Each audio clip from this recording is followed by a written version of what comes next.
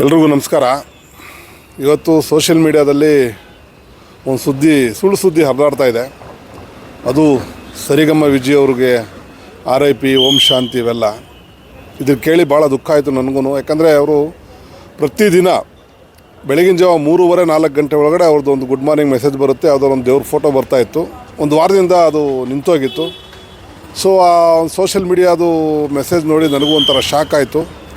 So ಅವ್ರ ನಂಬರ್ಗೆ phone ಮಾಡಿದಾಗ ಅವರ ಮಗ ರೋಹಿತ್ ಅವ್ರು ತೊಗೊಂಡು ಇಲ್ಲ ಅಣ್ಣ, ಏನಿಲ್ಲ, ತೊಂದರೆ ಇಲ್ಲ, ಚೆನ್ನಾಗಿದ್ದಾರೆ. ನಿನ್ನೆ ಸ್ವಲ್ಪ ಸೀರಿಯಸ್ ಇದ್ದರು, ಇವತ್ತು ರಿಕವರಿ ಆಗಿದ್ದಾರಣ್ಣ ಅಂತ ಹೇಳಿದ್ರು. ಸೊ ಇಮಿಡಿಯೇಟಾಗಿ ಎಲ್ಲಿದ್ದಾರೆ ಅಂತ ತಿಳ್ಕೊಂಡು ಇಲ್ಲಿ ಮಣಿಪಾಲ್ ಹಾಸ್ಪಿಟ್ಲಿಗೆ ಬಂದೆ. ICUಲಿದ್ದಾರೆ. ಅವರು ನೋಡಿ ಬಹಳ ಖುಷಿ ಆಯಿತು. ಯಾಕೆ ಈ ಥರ ಸುಳ್ಳು ಸುದ್ದಿಗಳು ಹಬ್ಬಿಸ್ತಾರೆ ಜನ? ಇದೊಂಥರ ಫ್ಯಾಷನ್ ಆಗಿಬಿಟ್ಟಿದೆ. ನಮ್ಮಲ್ಲೇ ಮೊದಲು ಅಂತ ಕಿರ್ಚಾಡ್ತಾರಲ್ಲ, ಆ ಥರ ಫ್ಯಾಷನ್ ಮಾಡಿಕೊಂಡು ಸೋಷಿಯಲ್ ಮೀಡಿಯಾದವರು ಬದುಕಿರೋರು ಸಾಯಿಸ್ಬಿಡ್ತಾರೆ, ಬದುಕಿರೋರಿಗೂ RIP ಅಂದ್ಬಿಡ್ತಾರೆ. ಅದೇನೋ ಒಂಥರ ಹುಚ್ಚು ಲೈಕ್ಸ್ ತೊಗೊಳೋದಕ್ಕೆ ಅಥವಾ ಹುಚ್ಚು ಒಂಥರ ವಿಕೃತ ಆನಂದ ಅನುಭವಿಸೋಕ್ಕೆ ಮಾಡ್ತಾಯಿದ್ದಾರೆ ಜನ ಅನಿಸುತ್ತೆ.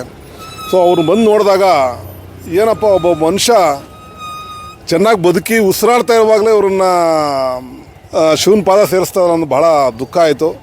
ಈಗ ಬಂದು ಅವ್ರನ್ನ ಮಾತಾಡಿಸಿದ್ವಿ, ಚೆನ್ನಾಗಿದ್ದಾರೆ, ರೆಸ್ಪಾಂಡ್ ಮಾಡಿದ್ರು. ಮತ್ತು ಡಾಕ್ಟರ್ಸ್ ಕೂಡ ಮಾತಾಡಿದ್ವಿ. ಡಾಕ್ಟ್ರು ಹೇಳಿ ಇಲ್ಲ, ಅವರು ರಿಕವರಿ ಆಗ್ತಾರೆ, ಚೆನ್ನಾಗಿದ್ದಾರೆ, ಏನು ತೊಂದರೆ ಇಲ್ಲ, ಡಯಾಲಿಸಿಸ್ ನಡೀತಾ ಇದೆ, ಇದು ಆಲ್ ರೈಟ್ ಅಂತ ಹೇಳಿದ್ದಾರೆ. ಭಗವಂತ ಈ ಏನು ಸೋಷಿಯಲ್ ಮೀಡಿಯಾದಲ್ಲಿ ಬೇರೆ ಮೀಡಿಯಾದಲ್ಲಿ ಬರೋ ಸುಳ್ಳು ಸುದ್ದಿ ಅದೇ ಥರ ಸುಳ್ಳಾಗಲಿ ಅಂತ ಆಶಿಸ್ತಾ ನಮ್ಮ ವಿಜಯಣ್ಣನಿಗೆ ಇನ್ನೂ ಭಗವಂತ ಇನ್ನೂ ಆಯುರಾರೋಗ್ಯ ಕೊಡಲಿ ಅಂತ ಹಾರೈಸ್ತೀನಿ. ದಯವಿಟ್ಟು ಈ ಥರ ಸುಳ್ಳು ಸುದ್ದಿಗಳನ್ನ ನಿಮ್ಮಲ್ಲಿ ಕೈ ಮುಗಿ ಕೇಳ್ಕೊತೀನಿ. ಕನ್ಫರ್ಮೇಷನಲ್ಲಿ ಯಾವುದೂ ಹಾಕಕ್ಕೆ ಹೋಗ್ಬೇಡಿ.